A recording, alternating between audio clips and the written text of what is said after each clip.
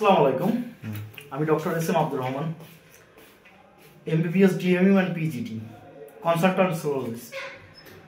এখানে একটা রোগী আসলো আমার কাছে সকালে। সেটা হচ্ছে ওনার অনেক দিন ধরে প্রস্রাবে জ্বালা যন্ত্রণা এবং বারবার ওনার প্রস্রাব হওয়ার প্রবণতা আছে। তো উনি অনেক হোমিওপ্যাথি ওষুধ খেয়েছেন কিন্তু সারতে পারেন নাই। তো আমি দেখলাম, এই যে আমার ছবিগুলো একটু দেখান এখানে। আমি তাকে প্রথমে খালি অবস্থায়, প্রস্রাব ভর্তি অবস্থায় তখন দেখলাম যে তার এই যে মূত্রথলির অল অনেক মোটা হয়েছে এখানে, আর এইখানে একটা ছোট্ট পাথর আছে যেটা তাকে বাধা দিচ্ছে। পাথরটা যে অনেক ছোট এমন না, এটা হচ্ছে রাইট ইউরেটারোভেসিক্যাল জাংশনে।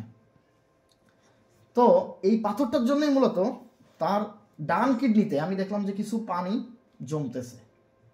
এই যে এখানে ডান কিডনিতে আমি কিছু পানি পেয়েছিলাম। তো পানি আমরা সাধারণত কিডনিতে তখনই পাই যখন কোথাও কোনো বাধা পাই। কিডনি থেকে প্রস্রাব হয়ে মূত্রথলিতে নামতে কোথাও কোনো রাস্তায় বাধা পেলে তখন। তো এই বাধাটা আসলে খুঁজতে খুঁজতে আমি দেখলাম যে তার রাইট ইউরেটারোভেসিক্যাল জাংশনে একটা পাথর আছে, যার ফলে তাকে আমি প্রস্রাব করে আসতে বলেছিলাম। করে আসার পরেও কিন্তু তার এতখানি প্রস্রাব থেকে গেল শুধুমাত্র এই পাথরের জন্য।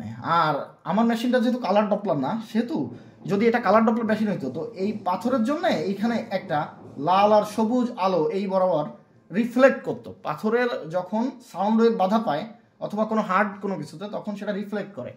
তো এটাকে বলা হয় টুইঙ্কেলিং আর্টিফ্যাক্ট। এই টুইঙ্কেলিং আর্টিফ্যাক্টটা ধরতে গেলে কালার ডপলার মেশিন লাগে। ধন্যবাদ সবাইকে। এটা একটা আনকমন কেস ছিল।